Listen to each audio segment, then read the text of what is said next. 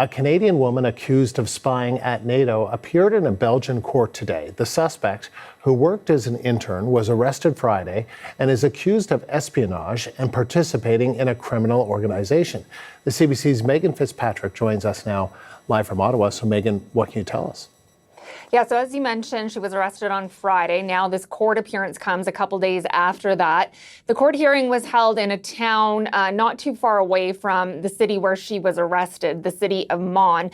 And the result of this court appearance is that it was decided she would remain in custody. So she was not released. But this hearing was not open to the public, so reporters would not have been able to listen to the proceedings and learn why she was denied being released or learn any details about the allegations against her. The federal prosecutor's office won't disclose whether she had legal representation there. We don't know a lot about the suspect, Andrew. We don't know her name or her age.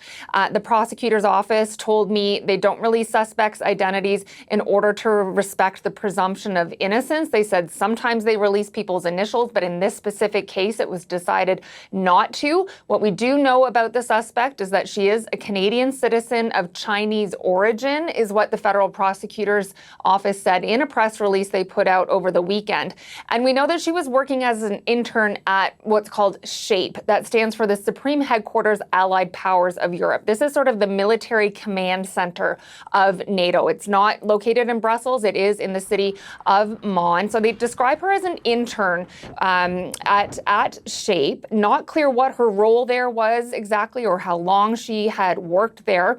SHAPE does have information about its internship program on its website, describing how it's for current or recent students, that they accept 35 people a year for a range of roles, and that candidates can either apply through a national military representative or just independently on their own, applying directly. Now, it's not known whether she was part of this official program or somehow in another way hired as an intern at this division of NATO. Now, in terms of the timing of this case, though, we do know that the investigation began after NATO's own security services flagged her to Belgian authorities, and they began an investigation. We know some search warrants were carried out on Thursday at her home and her office, at her workplace, and then this arrest coming on Friday.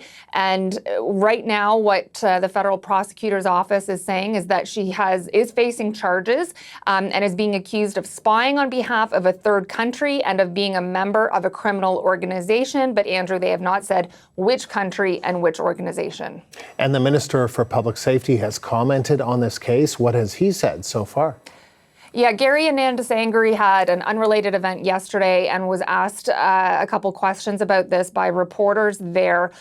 He said he doesn't want to speculate about this specific case, but that it's important to get to the bottom of what happened in this case. He was asked if he's confident the suspect hasn't worked for the Canadian government and had not passed on information to a foreign government. He didn't directly answer those questions, but said these allegations of espionage are, quote, quite serious, and that Canadian authorities will be monitoring the impact of the work the woman has done and if they have done any work in Canada.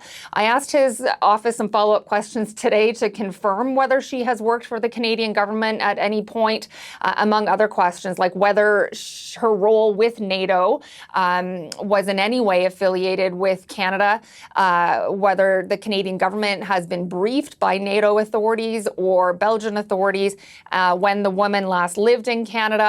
His office just saying, though, today, Andrew, that they have nothing to add beyond what the minister said yesterday. So there are still many, many unanswered questions about this case. Megan, thank you. CBC's Megan Fitzpatrick in Ottawa.